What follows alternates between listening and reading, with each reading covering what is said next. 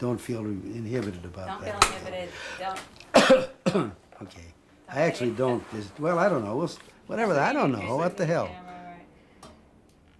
Any time limits on yours. Okay, I want to start by talking about that day in 1937 that the Memorial Day Massacre happened.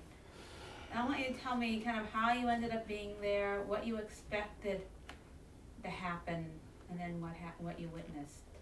Mm-hmm. Well, I was covering the Little Steel Strike as a whole.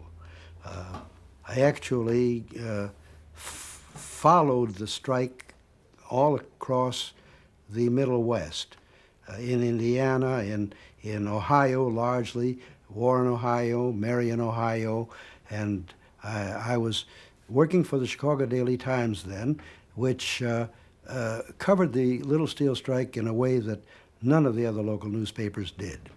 It was important for the Times to do that because the Times was the newspaper in town. It was on the bottom of the totem pole. There were the two Hearst papers. There was the Chicago Tribune, very powerful. There was the Chicago Daily News. And then there was the Chicago Times, Daily Times, which was a tabloid, and that was the result of the merger of a Chicago Journal, a Chicago Post, and some other newspapers. And all of the other papers in town were Republican papers. And the Times was the only Democratic paper, the only one that supported the Democratic political thing, particularly in Washington. And it advertised itself. They had little narrow strips that you could paste on the bottom of your back car window. Times, Chicago's liberal newspaper. I mean, that's what they were selling. So. Stop for a second. Yeah. John, it sounds good. Okay. Okay, so let's start again by, and you don't have to go in quite as much detail actually. Mhm. in All right, I can newspaper, compress because I'll that. ask you again Yeah. later about your Yeah. work as a newspaper reporter. All right. Then I'll start by telling you that, obviously we'll leave that out.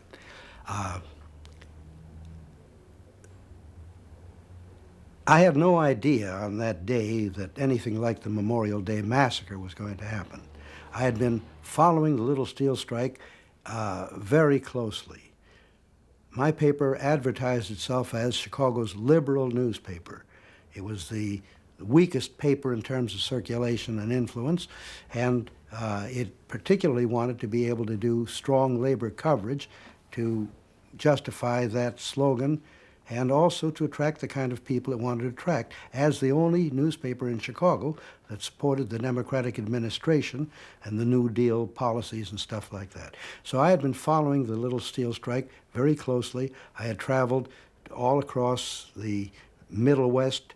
I'd gone to the Marion, Ohio, Warren, Ohio, and the other places, main steel centers, and I was in close touch with the officials of the SWOC, Local Steelworkers Organized Committee at that time. And I knew that they planned a picnic. And that's what they did. It was Memorial Day. It was a great occasion for a picnic. And so they had a real barbecue and picnic there. And they had this large crowd, which wasn't just of workers and strikers. It was the men, their wives, their children, and at the end of whatever little party they had, someone said, look, let's go to the plant and set up a picket line. Now, they had been held back. I can't remember exactly whether there was a court injunction or something, but they had not been able to establish a picket line. And they decided they were going to go there and establish a mass picket line. And they started walking towards the plant. Now, the steelworkers' headquarters had been placed near the plant, and there was a large, empty industrial space that they had to traverse to go to the plant, and they started going there. Now, that is all I knew was going to happen. However, as I came to the location there, I noticed something that was very strange, because in a short block, just on the other side of the empty lot, where, you know, with houses and stuff, there was a very large contingent of uniformed police standing there. And they were just, in other words, they were hidden. They were carefully hidden so that the people who were approaching, when they started trying to walk across the lot, they could see only a few cops there. They didn't realize there was this huge, wow, I don't know what I would say huge, it was a large number of people. And one thing that I put in my story about the thing that was published the next day was I noticed that there was a real tension there. And my attention was caught particularly by one particular black officer. And he kept pulling his gun out and putting it back in his holster, and pulling it out and putting it back in his holster. And there was nothing happening that justified that. And yet, obviously, he had some sense that he wanted to have his hand on his gun. And so I left that place and I went out in front of the last row of houses and to the very last house in that row that had a high stoop. You had to walk a long flight of stairs and had a high porch. And I and the other newspaper men who were covering got up there so we'd be out of the action but have a good clear view. And then we could see the people starting to march across this large empty lot, and they became closer and closer. And as I would say, when they were maybe 100 yards, 200 yards, 150 yards away, or probably closer than that, I could see a few objects through the air. I could see some things being thrown. Not much. It wasn't a lot of stuff. Maybe a couple of rocks. I don't know. You could see a couple of things thrown. And then suddenly, it was like the 4th of July. There was a dry, crackling kind of a noise that took me a moment to figure out what it was, and I realized it was gunfire. And by that time, the people were falling, and they were turning and trying to run, and the gunfire continued. Afterwards, in the inquest hearing and stuff like that, it was clear that a whole number of these people had been shot in the back. They were trying to flee, and they were still being fired at. Were you shocked that this happened? Of course I was shocked that this happened. But I was a young newspaperman then, and it was very important to keep my cool. You know, I felt like I was a surgeon in an operating room. You know, you have those feelings when you're covering an event. At least I did when I was trying to. So I didn't let my personal emotions impede things. And as soon as we could, we came down off the porch and we started moving through the field. And the strikers had their own sort of an ambulance. They had an open touring car, maybe a couple of them, with a red cross on it, and they tried to administer help to some of the people and get them off the ground. I remember one scene of a couple of cops taking a body, and they were just lifting this guy by his belt. You know, he was just like a sack of potatoes. They weren't handling them with any, particular care or anything. And I realized that something terrible had happened. The numbers we did not have immediately. I didn't know how many people had been killed, how many people had been injured. My recollection roughly is that there were 10 killed and about 60 wounded. And obviously they were not able to establish that picket line. Okay, let me just go back a moment on terms of understanding this. I mean, was this kind of violence that occurred, was this typical of what was going on in 1937? Well, there were not any incidents that were as had this scope and size. But the Chicago Police Department was a tough police department. It was an anti-labor town. They had a red squad, and at a later time when I was covering criminal courts, the red squad would come around and go to the photographers and get the negatives of all the strike pictures that they had taken and get their own file and stuff like that.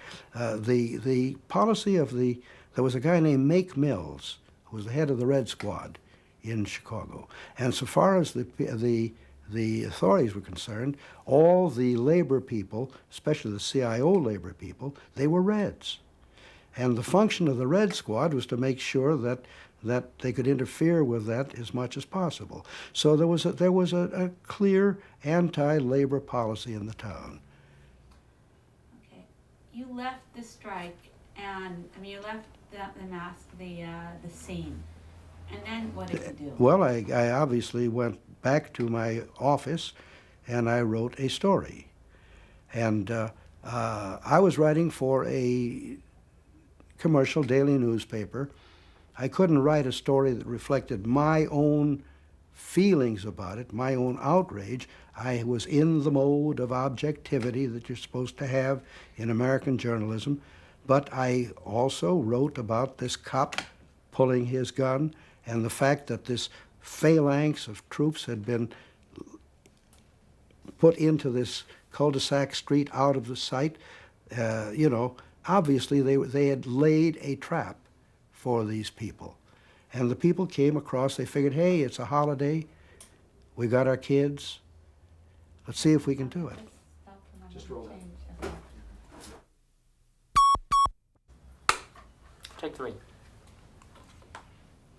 But you're not doing it word for word. Okay, let's start again with telling me about how you felt that what you observed was that a trap was set. Mm-hmm.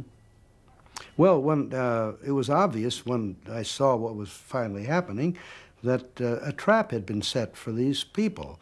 They were coming in a very carefree way. It was a holiday. It was Memorial Day. And I'm sure most of the people, the rank and file people, were there. They wouldn't have been there with their children if they had any anticipation that something like this could happen. They were there having a picnic, and instead of, let's go and picket the plant, and everybody said, yeah, let's go and picket the plant. And it was in that mood that they were coming across that prairie and approaching what seemed to be a thin line of cops, and suddenly the people came out from this street, which was out of sight, and suddenly they're approaching an army, a small army of blue-coated cops. And I think I mentioned before that as they came real close, I could see a few objects going through the air. But they weren't large objects, and it was a ragged kind of thing. It wasn't a volley. Somebody got mad and threw some rocks, some cans, I don't know what. It could have been some provocateurs that were planted there to do that. And suddenly, I was totally surprised that we were up on this porch there, and we could hear a noise that at first I didn't register, a dry noise like firecrackers. And suddenly I realized that this was gunfire, the people were falling, and the kinds of things that then became evident when the films were finally shown, the newsreel films, was happening. And so when it was over, I went back to the office and I wrote my story. Now, the Times was an afternoon paper, and so I wrote an overnight story to be published in the afternoon of the next day. Now, the Tribune was a morning paper. The Daily News was an afternoon. There was a Hearst morning paper, there was a Tribune morning paper, and they came out with their stories, and they were pretty cut and dried. And I came out with my story in which I tried to be objective in the mode of daily newspaper journalism, but I also wanted to point out that these people were ready and seemed to be primed for violence and expect it, whereas the people coming across the prairie were not expecting it. And so when the morning papers came out and when my story was there in type, which suggested that the cops had been trigger happy, there was a real problem at the paper. Now, I was back out on the south side covering the picket line, and the managing editor, Louis Ruppel, came down to a saloon down there, 103rd Street and something like that, and we went into the saloon, and he asked me to recount what I saw, and I told him essentially what I'm saying to you now, although it was much more detailed and fresh in my memory. And we took some paper napkins, and I diagrammed the thing, and he said, we'll stand on the story, and we published that story. Now, I went on vacation not long after that, but there was a protest meeting held in Orchestra Hall in Chicago, and I was told afterwards that I was cheered and all that sort of thing.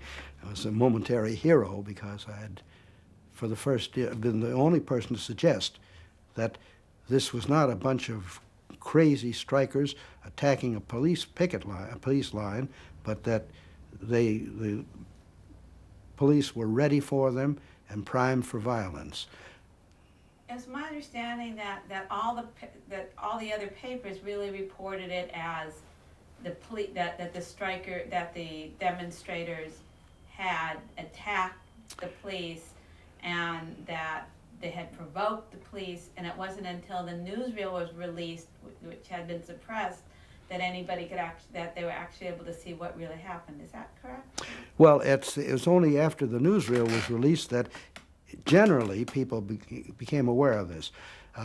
We were a small paper. We didn't have a large circulation. I had this story which suggested that the thing was totally unprovoked, but I don't know how long, it was a week or two or more.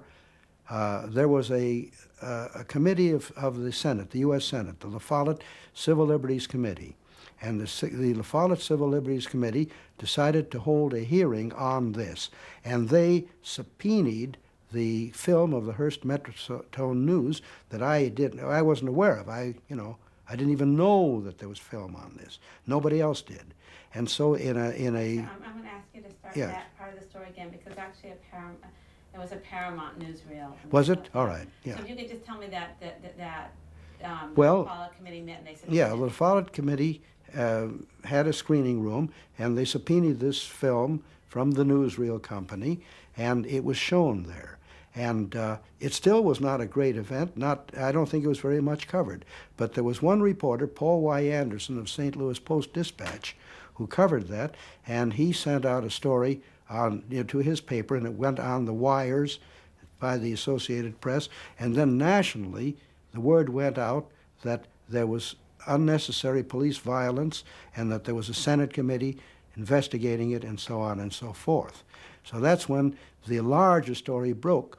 But my story broke, I don't remember now the interval, but at least a week or more before anybody else suggested that there was unnecessary violence. And the Chicago police continued, and the administration of Mayor Kelly, I think it was then, continued to try to present it in that light. They summoned they always would have, of course, with a death thing, a coroner's jury. Now that's, a cut and dried kind of thing. But the coroner's hearings on this particular incident became big-time stuff. And they were held in a courtroom, and they came in with a large trunk, like a steamer trunk.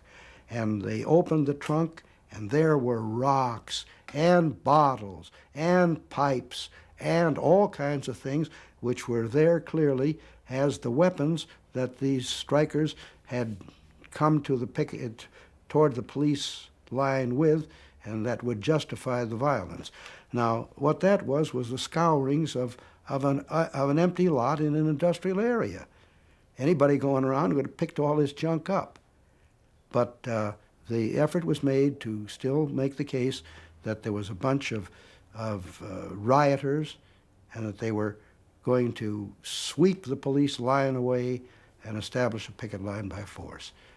And that's how it ended. Was it hard?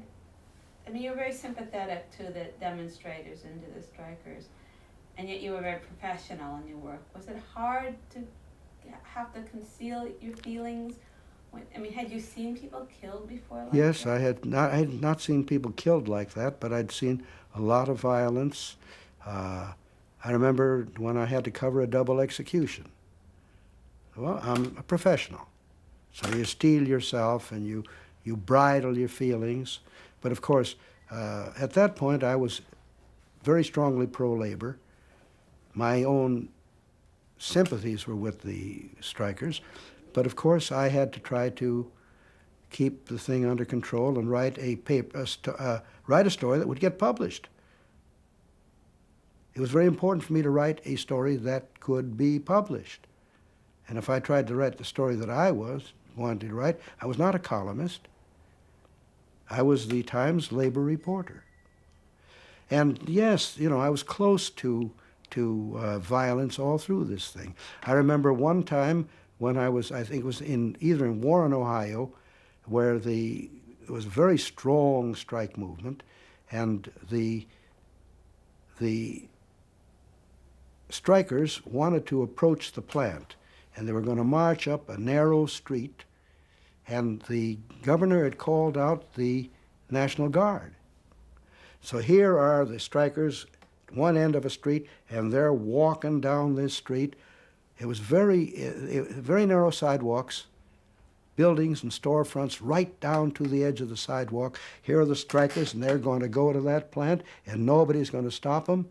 And there is this line of 16-year-old kids, some of whom had never had live ammunition in their hands before, with guns and fixed bayonets, and they're across the other part of the street, and I'm in the middle with my photographer, and I don't know where the hell to go. And I start trying to pound on doors at bars and stores. Nobody's going to open. Finally, it was getting closer and closer. Somebody opened the door of a bar, and we were able to get in there, And yes, this is rough stuff. The photographer I had with me was a guy who was lame. He was gimpy, and he walked with some difficulty. And he was taking some pictures on another occasion, and one of the strike guys didn't like the idea of a photographer taking pictures of people who might be identified. And he grabbed this great big speed graphic camera and just smashed it on a fire hydrant.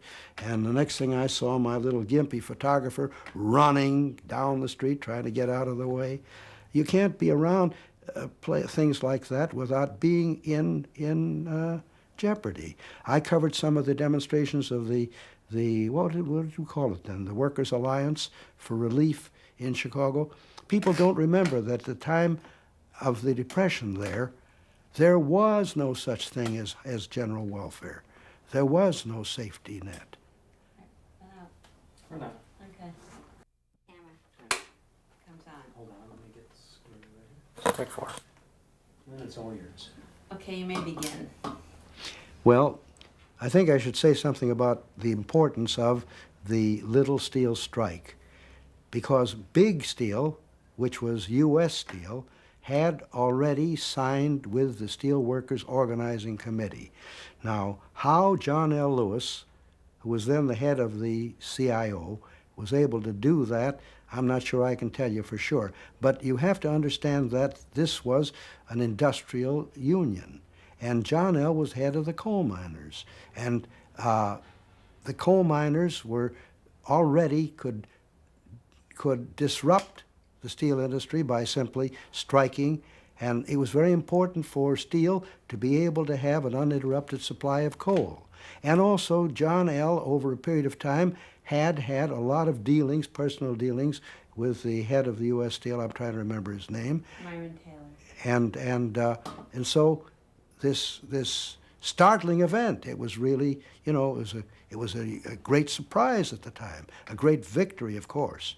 And the contract was signed, but here you had these other little steel companies, and they weren't very little. I want to back up and say, why was it so startling? I mean, what was the significance of this?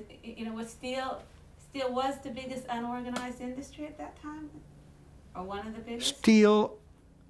The importance of steel is that steel underlay the whole industrial American operation.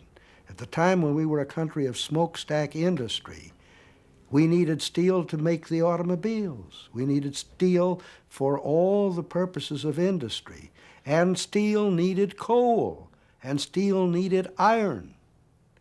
And if you were able to curtail the supplies of iron and of coal, there was no steel. If there was no steel, there was no industry. This was the heart of the matter. And that's what the importance of this it was, at the time, it was an incredible event. It heartened everybody, and it showed the strength of this new industrial unionism for the first time. And so here it is. We got this contract with U.S. Steel, with Big Steel. But Little Steel was not really little. There was Republic Steel, there was Inland Steel, there was Youngstown Sheet and Tube, Sheet and Tube, I'm sorry, and all of this large amount of industrial capacity that it was determined they would not give in to the Union and would not be organized. And so that is why the Little Steel Strike was a germinal event in the development of organized labor at that Do time. you remember who Tom Girdler was? Tom Girdler was the head of Republic Steel. What did people think about him? Well, you have to ask which people. The people on his side thought he was an iron man, grim-visaged, strong man who never would capitulate. And he was probably the strong man of the Little Steel Strike holding these people together. And obviously what I thought of him was not very much. And so the Little Steel Strike was terribly important, and when it was won, you really had the real basis of organizing in a lot of other fields. Do you think that the Little Steel was so resistant towards unionization partially because U.S. Steel had given in? No, not because on their own merits and for their own. Obviously, industry, the profit of industry, has a lot to do with the wage bill, with wage cost. And you've got to remember, too, this was a time when all industry was very heavily labor-based. You needed a lot of manpower. We hadn't mechanized. We certainly hadn't gotten into the computerized stuff. Work was hard. The people who made steel, the people who made the coke for the steel ovens, they worked 10-hour days. They walked on these furnaces making the coke that were so hot. They lived in this gaseous atmosphere. And it took manpower. And I mean manpower. I don't mean, as we use it now, also women power. It took men, strong men, and they died of it. That's what it took. Okay. I want to stop for 1 second. Let me stop the camera. Just so I understand what atmosphere Yeah, it was. oh yes, 5. absolutely. Right, okay. Yes. Good. Begin. Well, you have to understand what the CIO, the development of the CIO meant. First, it was the Committee for Industrial Organization, CIO, same initials. These were a few unions in the AFL setup that saw that America had to be organized.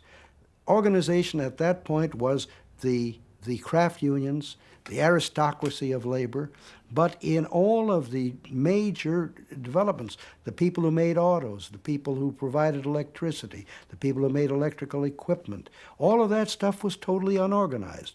Now, the AFL continued to claim that because it claimed all labor.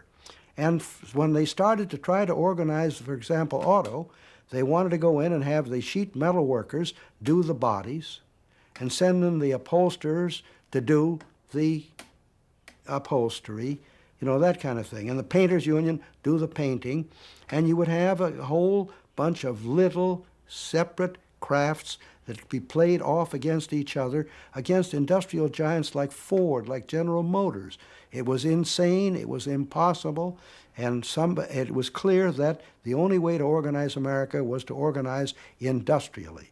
Now, the Committee for Industrial Organization went to, I think, 3 AFL conventions and tried to get the AFL to accept the idea of setting up a department to organize industrially. And there was the famous incident of the fist fight on the floor of the AFL convention between John L. Lewis and Hutchinson of the Carpenters. And then at that point they said, okay, we can't move the AFL. The CIO will become not the Committee for Industrial Organizing, it'll become the Congress of Industrial Organizations. And there was a small group of unions that could do this. There was the coal miners, which had historically been an industrial union because people went out and found a seam of coal out in the country, And then a whole city had to be built up. Everything there was coal. So they had one union. But you also had in the garment workers, you had industrial unionism. You had the ladies' garment workers, you had the amalgamated clothing workers. A rather unlikely first component was the printers. And but yes, printing could also be broken up into a lot of small crafts. There were a few unions that saw the worth of this, but the muscle, the money came from John L. Lewis and the United Mine Workers. And these first unions weren't unions. This wasn't a steelworkers union, this was a steelworkers organizing committee. And so, yeah. help me understand that what this meant right before the Republic, right before the Well, demonstration. what you've got to remember also that in this time there was the time of the New Deal and the NRA, which was just a pious statement that people should have the right, and this was very important. The NRA and Roosevelt's declaration that workers should have the right to organize and to be able to bargain collectively with their employers. Now that statement had never been made before, and the organizers went out in the field and saying, hey, the president says it's okay for you to organize. Now there was a ferment that's hard to imagine. People ran out of cards. You know, you went out to organize, you didn't have to plead with people and convince them. They grabbed the cards. They were ready. They'd been long ready. This was the Depression. They wanted something done. There was a surge. There was an elan. There was a feeling, and that's why we won. Okay, and so right before the Memorial Day Massacre, people were actually picketing, trying to organize Republic Steel. Is that right? Yes, there was a strike on, of course. Tell me that there was a strike. Yeah. Well, of course, obviously, the point of setting up a picket line at the Republic Steel plant was because SWAC had gone on strike demanding a contract. And that was the issue. Either we're going to get a contract or not. And of course, there were the victories that had, I think now, my recollection may be wrong now, but I think some of the victories in auto had already started to happen. The victorious sit-down strikes. Now, some of that stuff we borrowed from France. Okay, I don't want to. Yeah. Okay. Good. John L. Lewis about the issue of communists in the labor movement and how John L. started using communists. Yeah, it was very ironic. Yeah. So if you can tell me about that. Yeah. Well, one thing that's worth mentioning is that there was a wonderful irony in these early efforts to organize against the very fierce employer resistance. John L. Lewis was an autocrat. He didn't even begin to be any kind of a Democrat. There were 48 districts of the mine workers, and all but 2 of them were in receivership. You know, anybody who wanted to assert any kind of independence there. But John L. Lewis had opposition, and a lot of the opposition came from people who were either he thought of them as, or probably many of them were people who were Communist Party members. And over a period of time, he realized that they were real tough guys.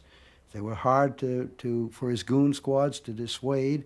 And suddenly, when he decided he was going to be the head of a movement to organize industrially in America. Okay, I want to stop you for a second. Instead of saying when he decided, when who decided? The reference, I thought, is clear to John L. Lewis. Yeah, no, can you just... All right.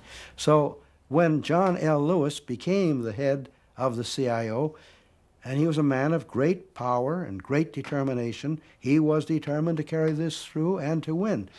And he went out and hired all the communists that he could find, because he knew they were the people he could send down into southern towns where they would be ridden out of town on a rail and tarred and feathered perhaps. Who could he get to go down there and do these tough things? So there's the wonderful irony that John L. Lewis, who started out as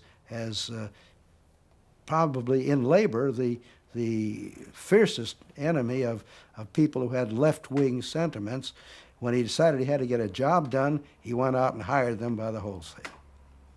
And why did he feel that the communists were able to do this job? Because he recognized he knew this from his own experience. He knew that the people who could stand up to them, who had the dedication, possibly were not only the communists, but he knew that these tough, dedicated, fanatic Reds would go anywhere to get the job done and take all kinds of risks. And of course, he was right. Okay.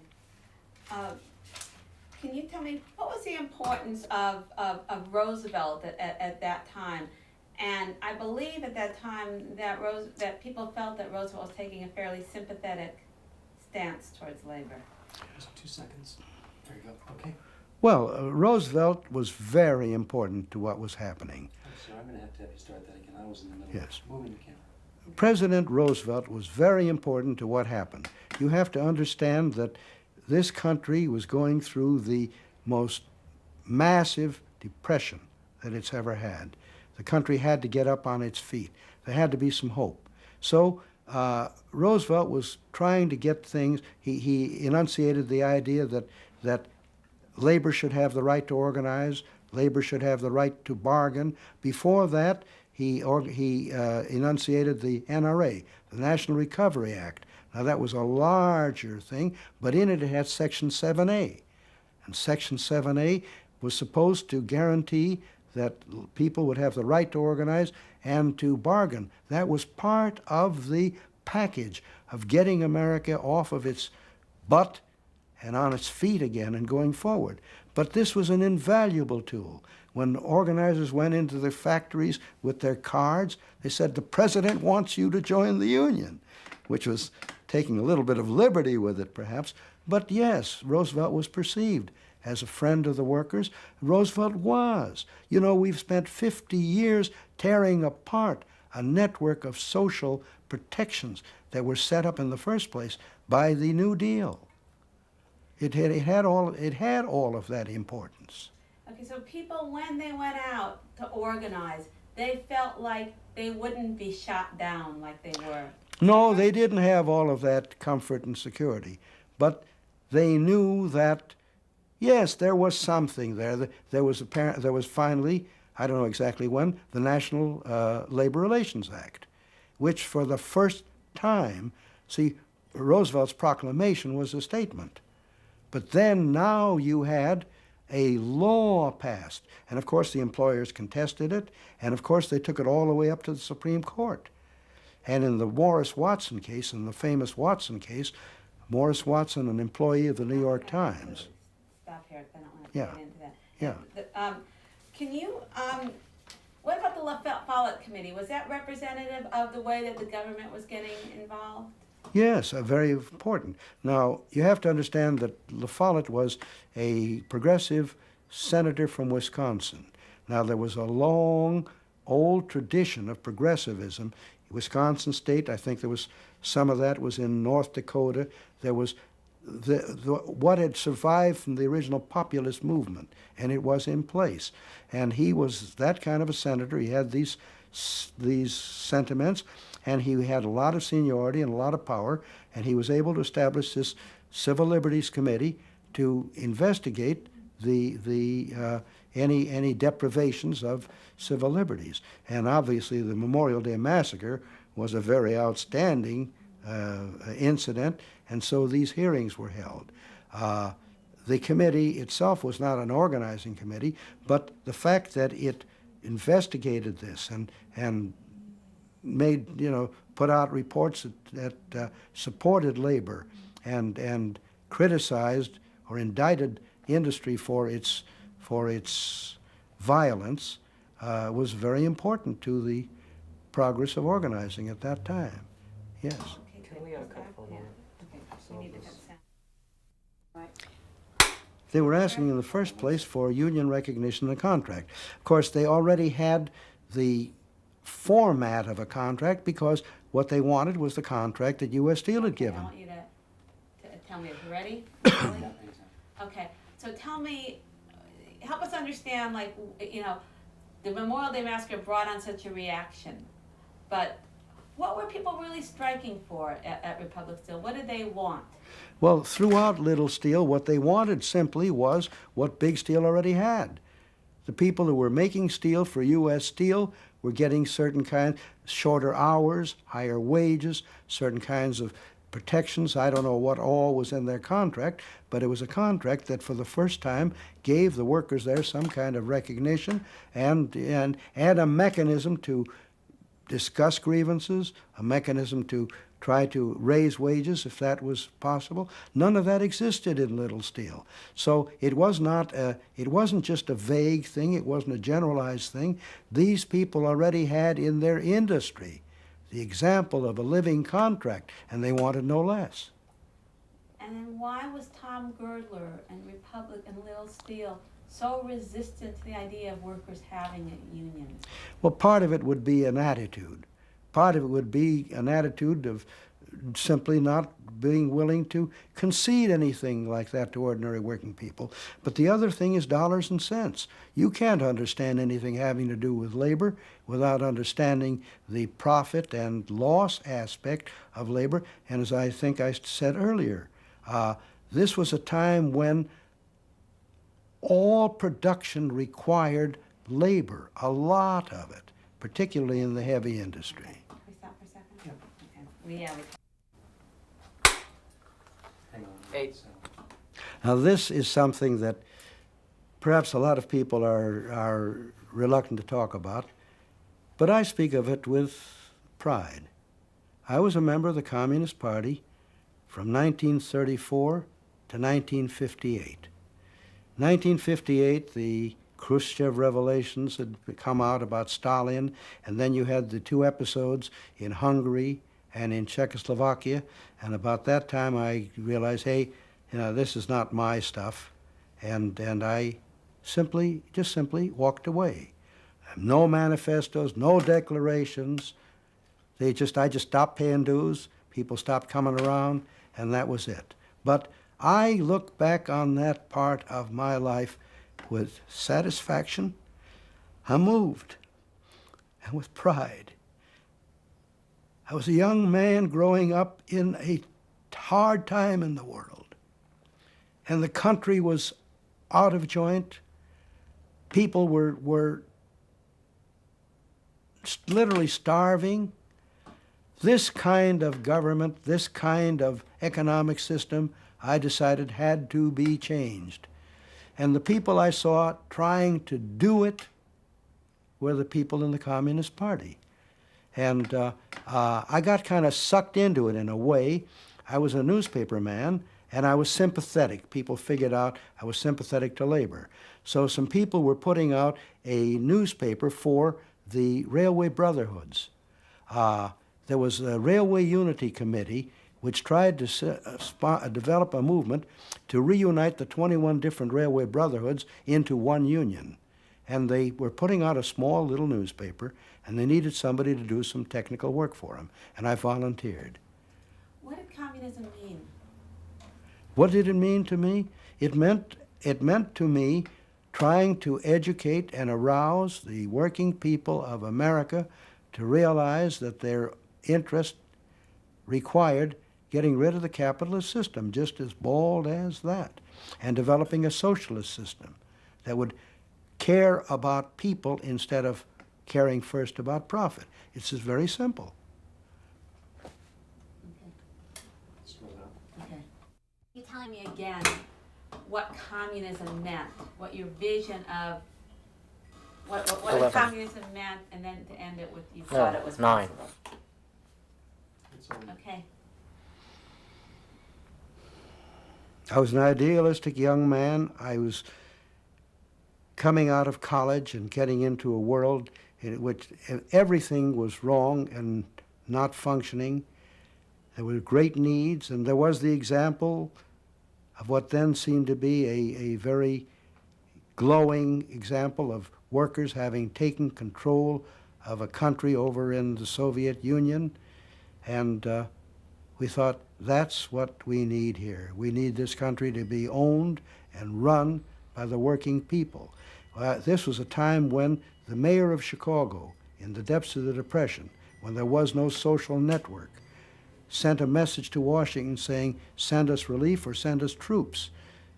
And it seemed possible was your vision, though? You said The vision of it was, our vision was to have something probably paralleling what we thought was happening in the Soviet Union, where the workers were in control, the workers were running industry, owned the major means of production, and if we could have that, we could create a land of plenty here for people to enjoy. That's what we wanted. And we had, there were other things in it. There were two major concentrations. One was what we called the woman question with a capital W and a capital Q. Our understanding of it was awfully limited. The women still made the tea and the coffee and stuff, but by God, we were for the right of women to have jobs and to have equal pay and all that nice stuff. And the other was the Negro question with a capital N. The idea of doing something for the black people who were so badly suppressed. And the big migration to the north hadn't fully happened, and we really had a program for self-determination in the Black Belt. We really believed that in the concentrated areas of the South, in Mississippi, Alabama and stuff, where the blacks were so largely the majority, that they would have a right to set up their own government, secede if necessary. We really believed in that. And again, we thought that would be possible. And you believe really in a better world than what you had. Yeah, obviously. This world was pretty lousy. Somebody ought to do something about it. And we were about to try. Okay, great. Good. Okay, let's. I want that. You want that one? Okay. Yes. 10. For me personally, Hang on just 1 second. Okay, anytime. For me personally, this was a very exciting time. You know, we had a special little panel truck with Chicago Times on it. It had a photo lab inside. I had a photographer with me, and we'd go around to these places. We would take our pictures. We would repair to a hotel room at the end of the day and get onto the telephone with a revolving cylinder that was synchronized with a cylinder back home and send wire photos back. And I'd pound out my copy and go down to the Western Union office and send it home there. And it was great. I mean, I was doing what I wanted to do. I was doing what I would have done for nothing if I had to do it. And what were you covering? I was covering the whole labor beat. The little steel strike thing obviously was central and important, but I was covering the whole labor beat. I was covering the local organizing, the local strikes and stuff. I covered the Bendix sit-down, one of the early sit-downs. I think it was up in Milwaukee. I was in the give and take stuff between the CIO people trying to organize auto and Homer Martin, the puppet the AFL had set up there. So you were covering labor basically in the Midwest and the East, or only in the Midwest? Only in the Midwest. So can you just tell me in a sentence that you were covering labor in the Midwest? Well, I was covering labor in the Midwest for a Chicago newspaper. Okay, great. Now, good stop. Hmm? You were in at the Ford Hunger March in 32, right? No, I wasn't. Everything in the film, but I 11. saw a lot more. Okay, right. Give me just a moment to get settled here. That it wasn't that the grim, you know, what you were starting to say, it wasn't the grim battle that you see in the film. You saw people on a holiday event. Well, when we saw the cops, we had a premonition something was going to happen. Right. But at first, all you could see was the people who had started to walk across this large prairie in the direction of the plant to establish a picket line. But there were men, women, and children. And it was the last part of what had been a picnic. It's the last part of what had been a happy occasion. And I don't know, somebody probably said, look, let's go down there and set up a picket line. But it wasn't a bunch of toughs who went there, militants. The whole crew came. The men, the women, the children. They weren't ready for this. There was no expectation that they were going to walk into a bloodbath. And everything that's in the film is important, and that happened. But the first part of it, the people walking across then a few things flying through the air, but you know what? Not much of anything. And then that crackle of gunfire. And suddenly, it was an altogether different thing. And it was a great, it was a shock. It was a shock. Okay. I have a suggestion. Yeah. No. Okay. Hang on, just one second, let me get settled Yeah. here. Okay. Oh, okay, it's all yours now. Now, So tell me that you were in, that if I'm looking at the film, I can see you, you had the felt tip, you had the felt Yeah, hat on with the yeah. card. when I saw the film, the first time I saw the film, I saw an edited small version of it. Later, I've had this opportunity to see the uncut stuff. Now, everything that's in the film was there, and I saw it. But that isn't all that I saw. But tell me when you went into the crowd, that you were the guy with the felt Yeah, tip. I see myself walking around there with a gray felt hat and a press card in it, and with my characteristic jerky kind of motion. And I'm walking around and I'm seeing these people lying on the ground. I'm seeing people handling them like sacks of potatoes. None of the kinds of care that we now have with paramedics and rolling people gently into stretchers and stuff. I remember particularly one scene where a couple of cops were carrying somebody who was either dead or seriously wounded, and they were lifting him by his leather belt.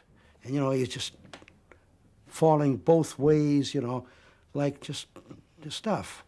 And there was some small effort by the strikers to try to do some first aid stuff.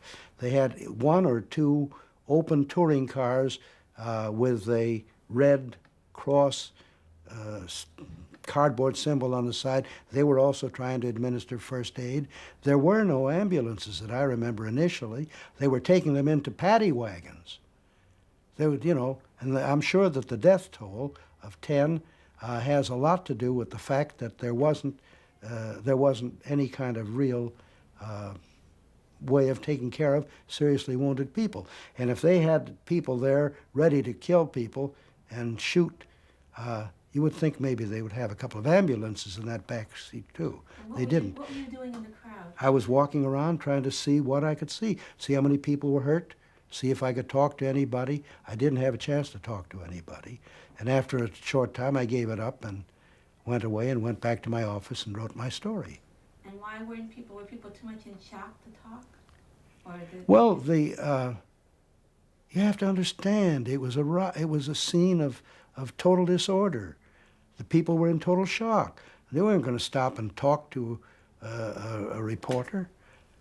I went down there because the thing was happening. There was no point in standing on a porch back there. This is what was happening. I started walking through the crowd, trying to see, and I realized that there were a lot of bodies. I didn't know what the head count would be, but I realized that something terrible had happened. That's all I can say. Okay. I don't know if I'm in voice, but I'll try it. Let me get settled here, hold on just one second. Should I be looking off there or looking at camera? Look at Lynn as you have them. Anytime on this.